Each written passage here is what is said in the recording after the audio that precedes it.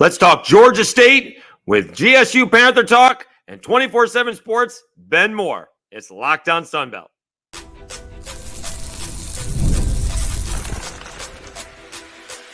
You are Locked On Sunbelt, your daily podcast on the Sunbelt Conference, part of the Locked On Podcast Network, your team every day. All right, Dave Schultz, Locked On Sunbelt, your team every day. Today's episode brought to you by FanDuel. Place your first $5 bet and you'll get started with $200 in bonus bets guaranteed. Visit FanDuel.com to get started. All right, we will preview Georgia State and Georgia Southern coming up this weekend on ESPNU. But let's talk about Georgia State with our guy Ben Moore from 24/7 Sports and GSU Panther Talk. What a start to Dell McGee's head coaching career in college with a big win over Vandy. He's currently got the number one recruiting class for 2025 in the Sun Belt. And obviously he's got a big rivalry game. Could move their record to what would be a very surprising 3-1 for the season. Let's get to it. He is Ben Moore. He runs GSU Panther Talk on 24/7 Sports Network. He is on Locked On Sunbelt.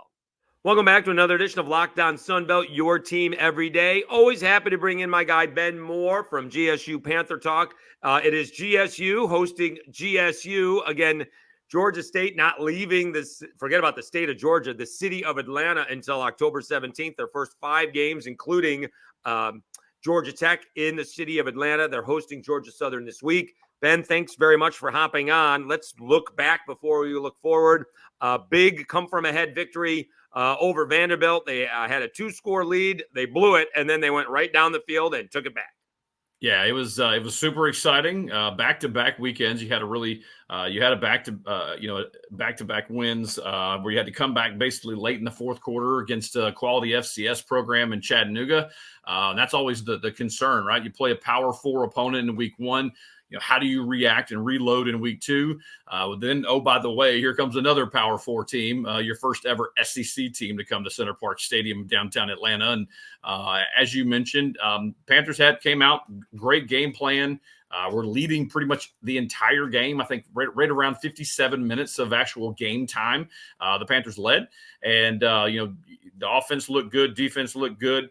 Just a 1 mistake here, 2 mistakes here, and all of a sudden Vanderbilt's got the lead. But give Christian Veilleux, the first-year quarterback for the Panthers, transfer from Pittsburgh, all the credit. He said it right in the post-game presser. Listen, we drill the 1-minute offense every single day. We've done it in fall camp. We've done it every single week, even in what they call their Bloody Tuesday, where their most physical practice of the week. And they were prepared. They were ready. And, he also credited Jim Chaney for the in-helmet communication, which, of course, is new this year all over college football, where he basically changed the play on the fly through his helmet. Had the play call and said instead of basically running, kind of a shorter route, hey, go ahead and run for the pylon there, and threw it to Valdosta State Division II transfer Ted Hurst, who's having an absolute fantastic start to the season.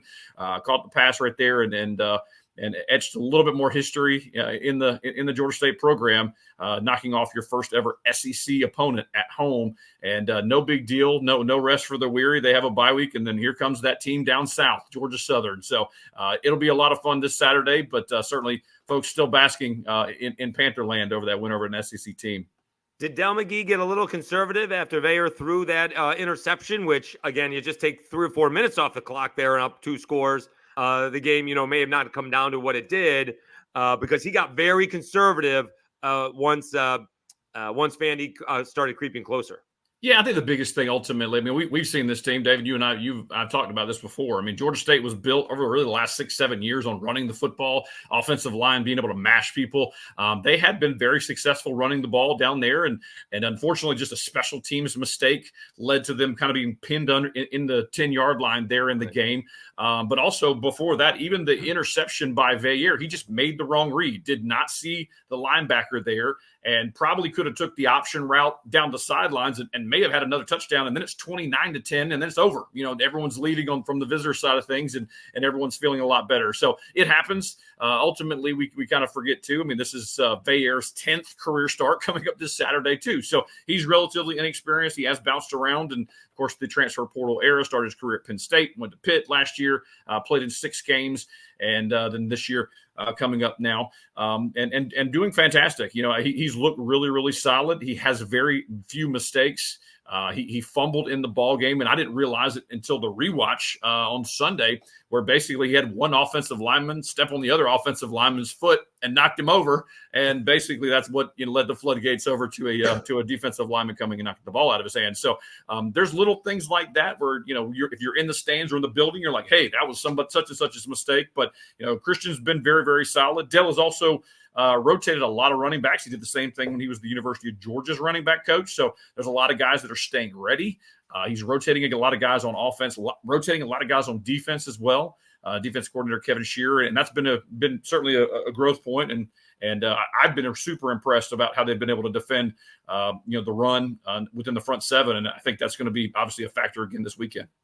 Talking to Ben Moore, 24/7 Sports, GSU Panther Talk. Have you ever spoke to Dell McGee or Vair about how long it actually takes to learn a new offense? Like you said, he came from Pitt, transferred in. Obviously, everything was new because, Dell McGee comes in after spring practice had already started. Is there a consensus? It really takes a whole year to where you stop thinking about it and you do it compared to, every time he's doing a play, he's got to actually think about what's going on instead of just calling the play and then reacting to what the defense shows him. Yeah, the biggest thing is we've heard it a million times, right? You talk to a coach and say, hey, what kind of scheme do you want to run? What do you want to run? Ultimately, they said, we're going to tailor it to the talent we have. That sounds awesome. Ultimately, you got to find out what guys can do, right? Vair probably has one of the best arm talents that I've seen out of a Georgia State quarterback. He has the ability, intermediate throws, deep throws, tremendous touch on the throws that we've seen so far. So you can basically kind of layer out playbooks and say, all right, what can he do? And we even saw it in the Vanderbilt game. He pulled the RPO and went 20 yards by himself. I didn't really know he had that in him. That was his first ever rushing touchdown as a collegiate athlete. So that was something that is going to be on tape now for other defenses down the line in the Sun Belt to look at.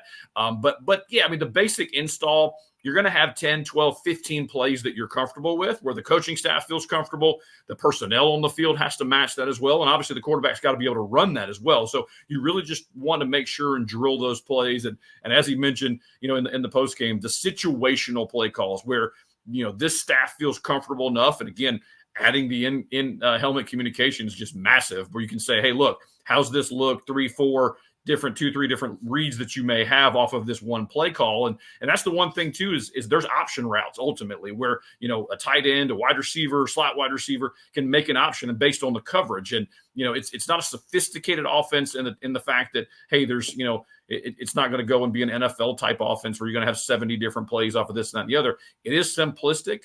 They do want to run some tempo, and we've seen that this year so far, where they can really speed it up and then also slow it down. And as I mentioned a little bit earlier, you still have the offensive line who's built to run the football. They want to run power. They want to run a counter. They want to run you over. And one of the guys that I think is just having one of the more underrated starts to the season is Freddie Brock. He's been unbelievable to start the season. And he was a guy that only basically played in 2 games, including the bowl game last year in 2023. And with the amount of guys that came in from C.J. Beasley, to Savion Wilkerson, to Jordan Ford from Tulsa, Freddie Brock was like looking around and going, hey, man, I'm the only one that's been here. I stayed here, for the bowl game. And he just continues to do what he does. And I think we had the numbers, shout out to my writer, Brady Weiler. So far now in 6 career games, he's averaging 7.7 yards a touch as a running back. Not bad for a guy that came from Maine, right? So right. Now all the transfer portal guys and all the big names that we've seen across the league and across the country, your leading receiver is Ted Hurst from a transfer from Valdosta State. You also have a Xavier Robinson, who's the leading tackler for the Panthers, who came from the State University of West Georgia, a new Division II to FCS move up there. So tells you a lot about Dell McGee and his staff and their evaluation of players, even in the portal. Not sure why Maine had to catch some shade there, but okay. None intended. There's actually 2 impact players for the Panthers right now. Dorian Royal, starting defensive tackle. He came from Maine as well. So the Black Bears are very well represented in Atlanta. Ben Moore, 24/7 Sports, GSU Panther Talk. All right, so you mentioned they're only running 12 to 15 plays, but is that really 24 to 30? Because you can just reverse the fields and then you've doubled the amount of plays. Exactly right. And that's a big part of it as well. We're starting to see kind of Jim Chaney's touch on this as well. Likes a lot of 2 tight end sets. One of the very few true freshmen that's actually playing for the Panthers is Donovan Funch, a guy that played tight end at the high school level, came in and gained some weight, and he's a power tight end, blocking tight end, and we see that in the NFL game. We see that in the college game, where he's a guy that may not have the best of talent. He's a little bit more old school, tight end, being able to get there and stick his nose in there and blast some things out of the way. And we've seen some things creatively with the Panthers there, and that was a big part of, I think, the advantage for Dell McGee. There's certainly a lot of disadvantages coming in and coming to Atlanta in February, but he was able to see 11 full practices in the spring, seeing the personnel, seeing the tape from the previous staff, seeing what was in place, then go out and say, all right, what does this roster need? What we need at key spots? And then also bring depth in. And what I've been really impressed with is not only the rotation, as I mentioned a little bit earlier, playing so many guys, but even when guys go down. I mean, inside linebacker Justin Abraham did not dress. He was banged up against Vanderbilt.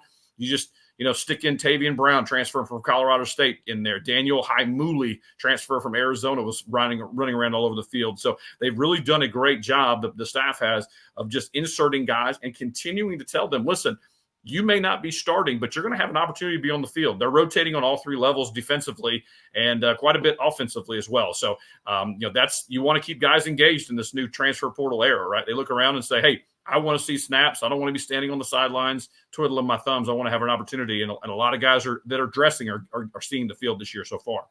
Let's take a timeout. When we come back, we'll talk more with Ben Moore from GSU Panther Talk and 24/7 Sports. What kind of culture is Dell McGee trying to put in there in Georgia State?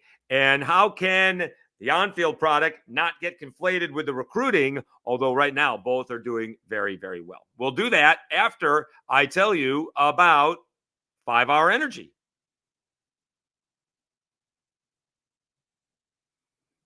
5 Hour Energy keeps me going. I did it again. I hit the wall today about 4 o'clock on Monday, and I'm going out tonight because we get Tuesdays off. And it absolutely powered me right through the day. See, it's getting me very excited for this podcast. So 5 Hour Energy right here is getting me home because I'm doing a different kind of work than I had before. And if it can work for me, it can work for you. What I found out is that it does fixes tired fast. Whether you have a long list to do for work or a list of do your own projects to tackle at home, take 5 Hour Energy Shot so you can check everything off your list. If you're like me, you always have a large list of projects for the home. When you get your supplies for the project, do not forget the most essential supply, which is a 5 Hour Energy Shot. 5 Hour Energy is the brand hardworking people like you have trusted for over 20 years to give them the alert, energized feeling they need to get through a busy, hectic day. You always know where to find 5 Hour Energy Shots, right at the cash register at nearly every convenience and drug and grocery store nationwide. Stock up on money-saving multi-packs, like I did, to make sure you never run out of delicious, energizing 5 Hour Energy Shots.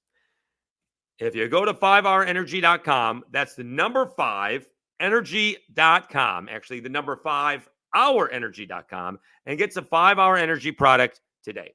You can use my promo code LOCKEDONCFB to receive 20% off your order. This offer is only valid until the end of the month, September 30th, and on only one order, can't be used with other promotions. The code is not good on subscription order. Go to 5hourenergy.com today.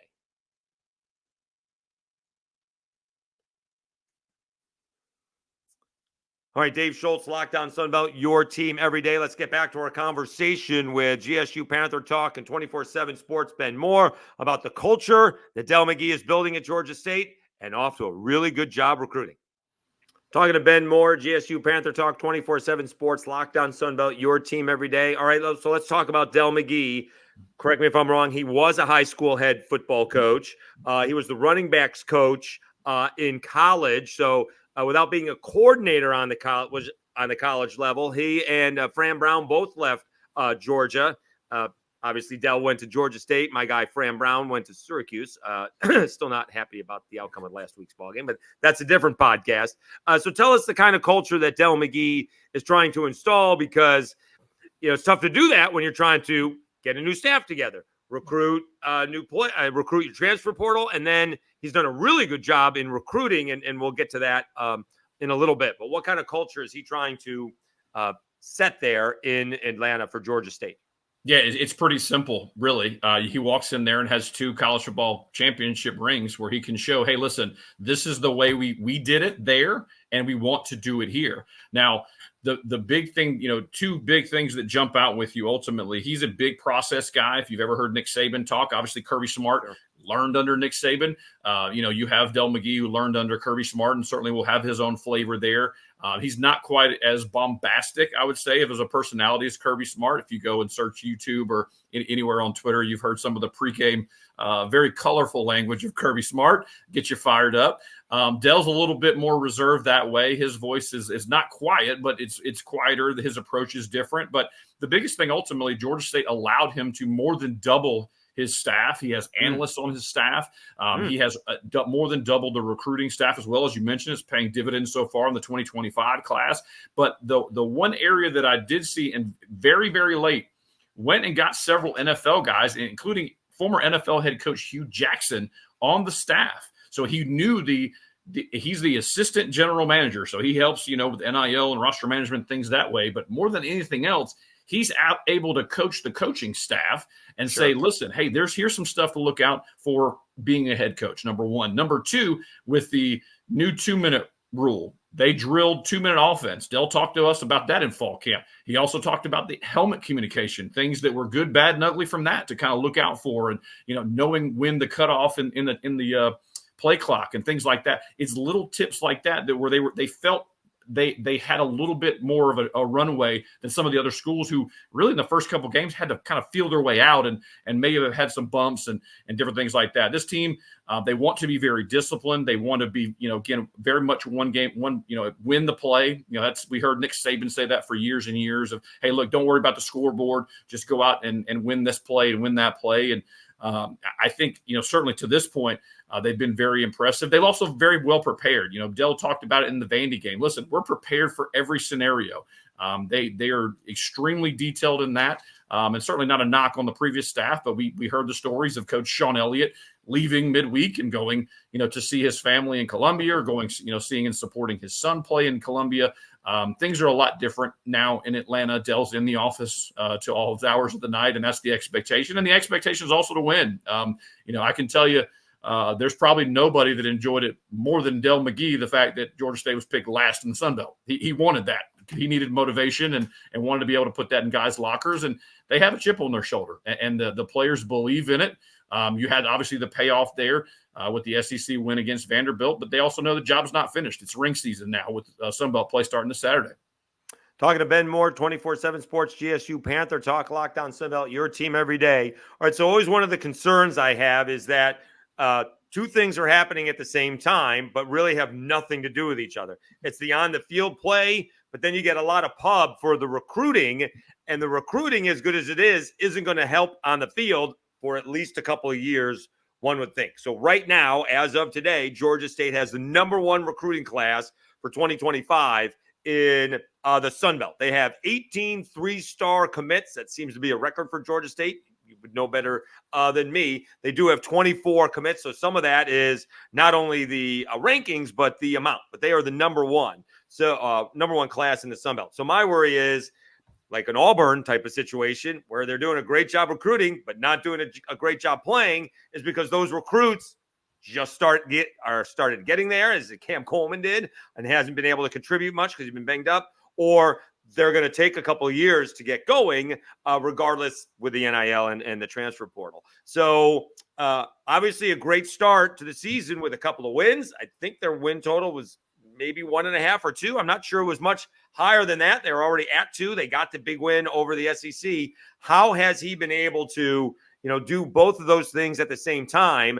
And really, they have nothing to do with each other because he's had now success on the field early and is doing a great job recruiting. Yeah, the biggest thing is just managing the calendar now, right? The new early signing period, it moved up to the first week in December now, so you'll have that the Wednesday before basically conference championships. So kicking that from the old junior college, if you have folks that remember the old recruiting, first the Wednesday right before the Christmas holiday basically was typically your JUCO, your mid-year, those 3 days it would open.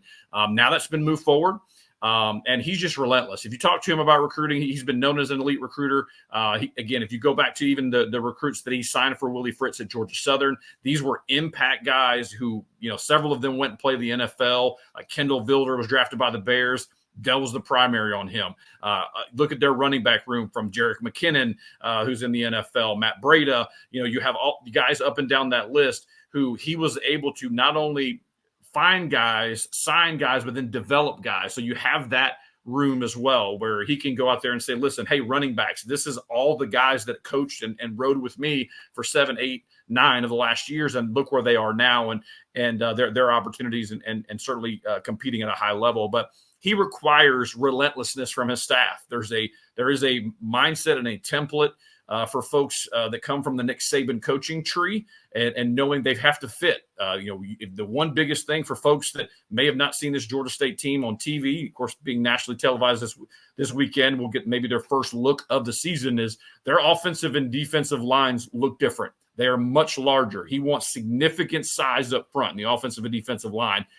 And then if you're a skill guy, you had better run track. He wants speed on all levels. Basically, wide receiver, running back, defensive backs. He wants guys that can absolutely fly. And he signed, kept his son. His son, Austin McGee, committed and then signed with Georgia State's previous head coach, Sean Elliott. He won the 100 and 200 meters in the state of Georgia and absolutely can go. And he's a guy that may not see the field this season. And he's currently working out with the scout team wide receivers. But that's the prerequisite: speed and size. And ultimately, if guys make a mistake, they can make up for it basically, with some level of speed. And, the defensive backfield has had some moments. We've seen Gavin Pringle. We've seen Jaron Gilmore, seen Kenyatta Watson, former 4-star guy that signed with Texas. He's starting at safety for the Panthers. So folks that have covered, recruiting, especially in Metro Atlanta, know Dell McGee. And that was the biggest, I think, struggle and challenge for Sean Elliott and his staff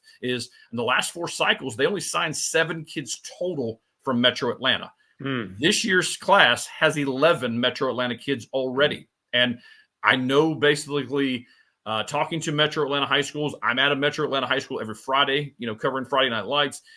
There's people paying attention in a major way. And certainly the team's got to win. We know that. To keep these kids' attention. Some of their, commitments. One of the first commitments he had, Antavius Richardson, just decommitted, is committed to South Florida. He just got an Alabama offer last weekend after him. He was a guy that basically was a track guy as well and continues the meteor.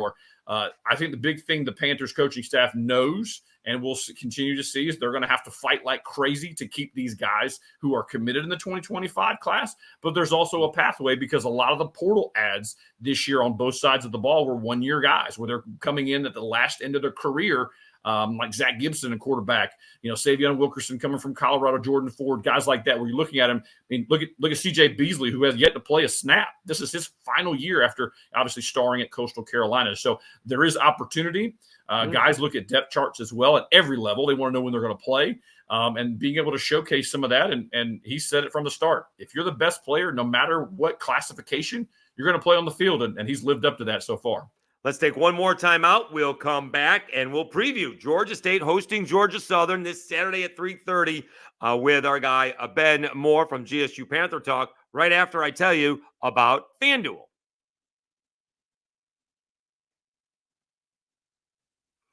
Hey, NFL fans, you can start the season with a big return on FanDuel, America's #1 sportsbook. So when you get a hunch in the middle of the game, you can check out the latest stats, view live play-by-play, and so much more on the same page where you place your bets. You'll get started with $200 in bonus bets guaranteed when you place your first $5 bet. That's FanDuel.com. All right, and as you'll hear, the line has changed dramatically very early on in this Georgia Southern, Georgia State matchup. All right, Dave Schultz, Locked On Sunbelt, your team every day. Let's wrap up our conversation with Ben Moore. He writes for and runs GSU Panther Talk on 24/7 Sports Network. Previews Georgia State hosting Georgia Southern, the wild swing in the betting line, along with what it means to the coaching staff and the players. There's a lot to it. He's Ben Moore. He's Locked On Sunbelt. He's Ben Moore. He is with 24/7 Sports GSU Panther Talk. All right, we have the Georgia State Panthers hosting Georgia Southern. It is 3:30 Eastern time on ESPNU. So as he said, a little national TV for this matchup. Interesting matchup. Georgia Southern a little bit embarrassed defensively against Boise State. Did put up a lot of points and then went on the road and beat a tougher Nevada team than we thought. Come away with a nice win over South Carolina State, and then maybe going up against the best team in the nation, Ole Miss, and that kind of went the way we kind of thought it would. Georgia State 2-1. They do get the off week. They have not been on an airplane during the season yet. They're taking buses to the team hotel or to Georgia Tech. They do get that break after the Vandy win.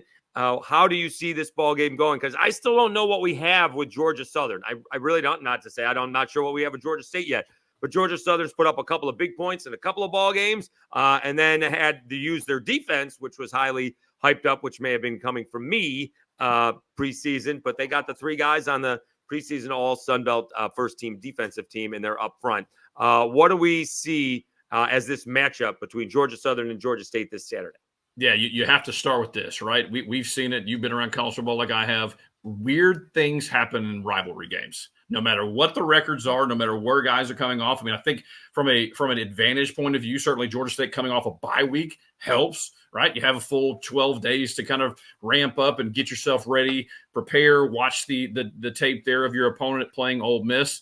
And had somebody ask me, he said, well, they gave up 600, yards to Ole Miss defensively. I said, that was Ole Miss's fourth straight opponent where they had actually done that. So they're going to do it to a lot. The lane train is off and running and continue to chugging down. They're a very, very good offense. I won't throw out the performance necessarily, but ultimately they've been leaky on defensively. And Clay Holden came out in Sunbelt unprompted, to my knowledge, and basically said, hey, this is a top 30 national defense. I looked at the schedule in September and I go, there's no way. Like there's no way you're playing teams that, can score and score at a high level. And we saw what Boise did with them on the ground. You saw obviously Ole Miss through the air. Those are elite running and elite passing teams. So, you wonder how good this team is, how banged up they are. I still have questions about the Eagles' offensive line. We saw that certainly in Ole Miss, but throughout the season, if J.C. French gets time, he's a good player. He can deliver the ball on time and on target.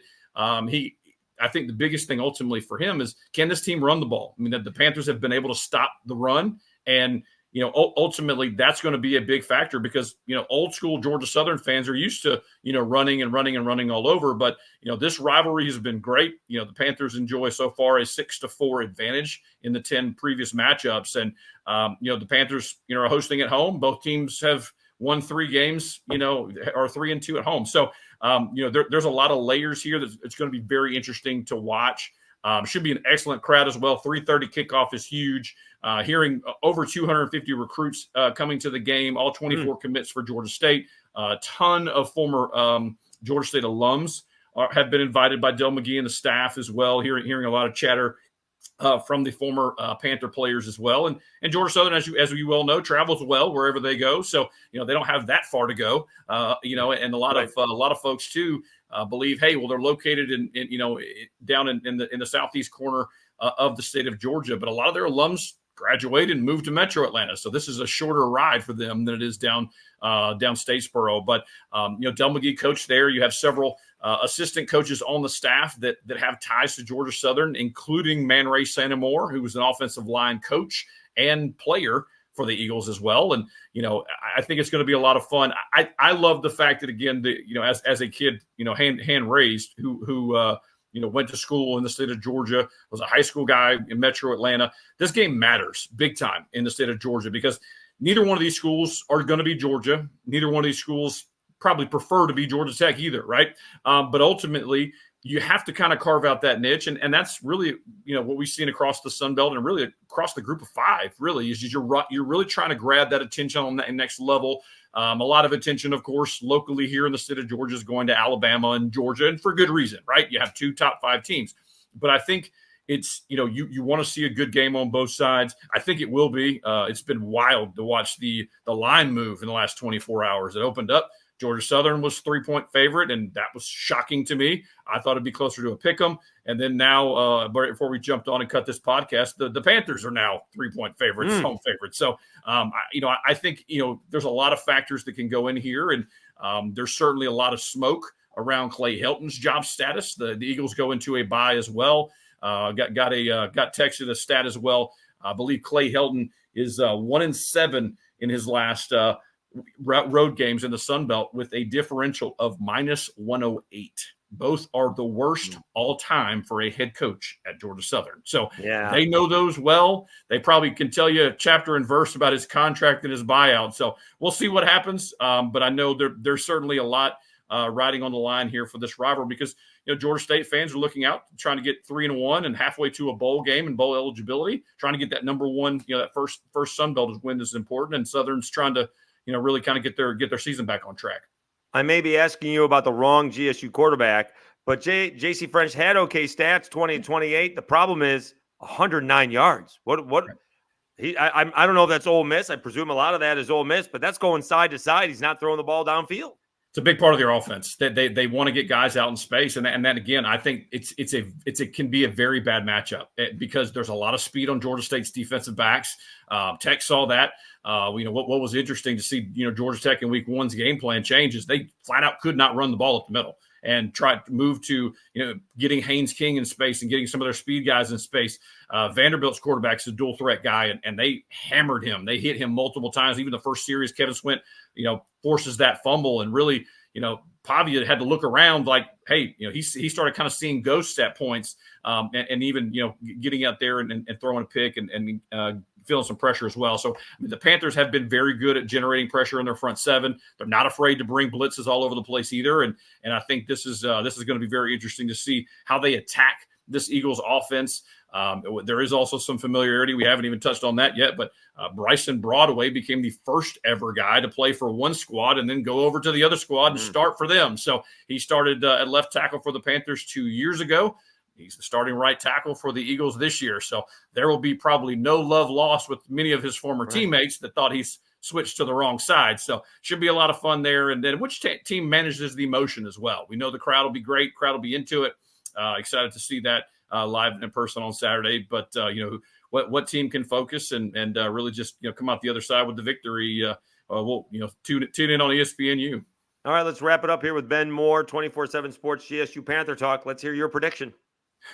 Man, Dave, you know me long enough. I don't make a prediction. I've retired from that game because I've been wrong more often than not. Now, the funny part fun being wrong, Ben. You get much more hype. You get much more, I don't know about clout, but people find out more about you when you're wrong than when you're right. Oh, they love it. They love to listen, the screenshotting, the video recording, it's all on tape now. But I will say this, some of the fun, and I'm not a gambler. I've placed 2 legal bets in my life. No.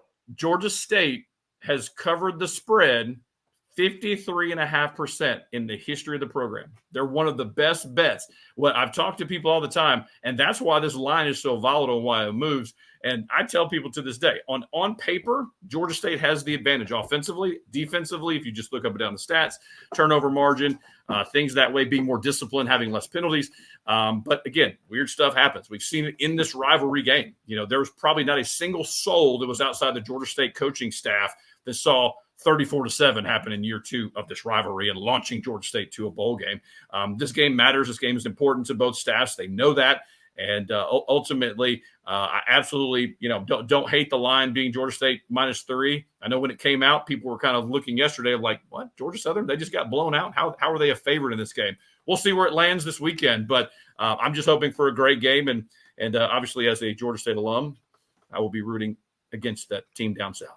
All right, tell people what's coming up here on GSU Panther Talk and 24/7 Sports. Yeah, you mentioned it's been very busy recruiting-wise for the Panthers. We also had the first practice of the season for Jonas Hayes.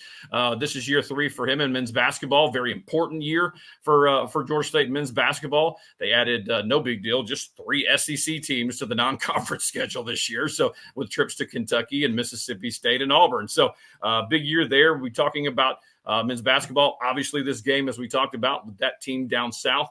And I have to correct you just because I'm a history guy and you're a history guy as well. So Georgia State became a university in 1969. Georgia Southern became a university in 1991. Add to that, Georgia Southern as a university said no more GSU. That happened in 2016. So we're 8 years later, and they literally have banned it in their trademark. So they're happy with the GS, and Georgia State's happy with the GSU. Oh, that's nice and settled. All right. So I like to perpetuate that rivalry as much as I can. Putting guys like you on the spot. He's Ben Moore, 24/7 Sports, GSU Panther Talk. Always great catching up, Ben. Enjoy the football. Should be a whale of a game. Absolutely. Thanks for having me, Dave. Appreciate you, man.